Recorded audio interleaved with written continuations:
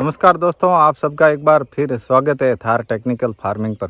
इस समय फ्रूट जिस अवस्था में है, जैसे अभी अपना जो नवंबर महीना चालू हो गया है, तो अगर आपकी जुलाई महीने की इतरे ले तो अभी लगभग हर बगीचे में टाइम पे अगर सेटिंग आई है तो फ्रूट ग्रीन अवस्था में। और ये जो ग्रीन अवस्था है वो फ्रूट की वृद्धि अवस्था कहलाती है, यानी ग्रोथ फेज कहलाता है। अगर इस ग्रोथ फेज में अपन एनपीके वगैरह रूट में जो ड्रिप में अप्लाई करते हैं, अगर उसका सही से मैनेजमेंट किया जाए तो इस ग्रोथ फेज में साइज बढ़ाने में काफ़ी अच्छा रिजल्ट मिलता है। तो अब सवाल ये खड़ा होता है कि कौन कौन से एनपीके का इस ग्रोथ फेज में यानी फ्रूट की ग्रीन अवस्था में इस्तेमाल किया जाए। तो दोस्तों, मैं आपको बताना चाहूँगा कि इस अवस्था में आप 13-0-45 का इस्तेमाल कर सकते हैं। उसके बाद में एनपीके 60-20 या एनपीके 0-52-34 का आप इस्तेमाल कर सकते हैं। एनपीके 13-0-45 आता है, उसका आप इस्तेमाल इस अवस्था में कर सकते हैं।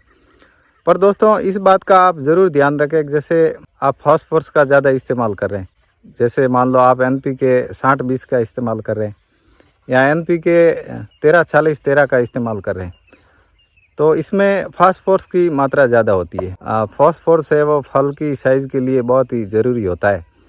तो इस अवस्था में अगर ज़्यादा फास्फोरस का अपन इस्तेमाल करते हैं तो इसके साथ साथ कई ऐसे तत्व हैं जिनकी पौधों में कमी हो जाती है, ज़मीन में कमी हो जाती है ज़्यादा फास्फोरस की वजह से। आप अगर फास्फोरस ज़्यादा इस्तेमाल कर रहे हैं तो उसके साथ साथ कौन से तत्व है उनकी ज़मीन में कमी हो जाती है, तो इस चीज़ को भी ध्यान में रख के आप एनपीके का इस्तेमाल करें। तो दोस्तों, 13-40-13 के साथ में आप फेरस का इस्तेमाल कर सकते हैं, मैग्नीशियम सल्फेट का इस्तेमाल कर सकते हैं, जिंक का इस्तेमाल कर सकते हैं, क्योंकि जब फास्फोरस की ज़मीन में मात्रा बढ़ती है तो इन तत्वों की कमी हो जाती है। उसके बाद में अगर जैसे आप 60-20 या 0-52-34 इस्तेमाल करते हैं तो उसके साथ में आप रूट में एमिनो एसिड इस्तेमाल कर सकते हैं, या जो वनीता का आइकोना आता है उसका आप इस्तेमाल कर सकते हैं। उसके बाद में अगर आप 13-0-45 का इस्तेमाल करते हैं तो 13-0-45 के साथ में आप कैल्शियम और बोरॉन का ज़रूर इस्तेमाल करें। 13-0-45 के साथ में कैल्शियम और बोरॉन का काफ़ी अच्छा रिजल्ट मिलता है। और 60-20 या 52-34 के साथ में आप जो माइक्रो न्यूट्रेंट आते हैं चिलेटेड फॉर्म में, चाहे वो पाउडर में हो या लिक्विड में हो, तो उसका भी आप ज़रूर इस्तेमाल करें। तो इस अवस्था में जो ग्रीन अवस्था है ये साइज़ की अवस्था है, और इसमें आप जितना पौधे को खिलाते हैं तो उसमें आपको काफ़ी अच्छा रिजल्ट मिलता है।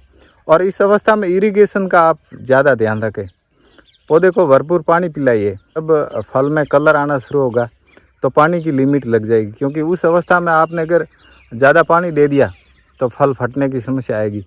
तो इस ग्रीन अवस्था में आप जितना पानी पिला सकते हैं आप बिल्कुल पिलाइए, और पौधे को एनपीके माइक्रो न्यूट्रिएंट्स वगैरह देते रहिए, तो आपके फ्रूट की साइज़ है वो बहुत ही अच्छी बनेगी। और ग्रीन अवस्था में जितनी ज़्यादा साइज़ बढ़ेगी उसका कलर आने के बाद में उसमें भी 20-30% और बढ़ोतरी होगी, और आगे जाकर फ्रूट बहुत ही अच्छी साइज़ वाला बनेगा। तो दोस्तों, ये थी पौधे की जड़ में एनपीके के बारे में जानकारी साइज़ को लेके। अगर आपको जानकारी अच्छी लगी हो तो वीडियो को लाइक, शेयर और कमेंट ज़रूर करें। और चैनल पर वीडियो आप पहली बार देख रहे हैं तो चैनल को सब्सक्राइब ज़रूर करें। बहुत बहुत धन्यवाद।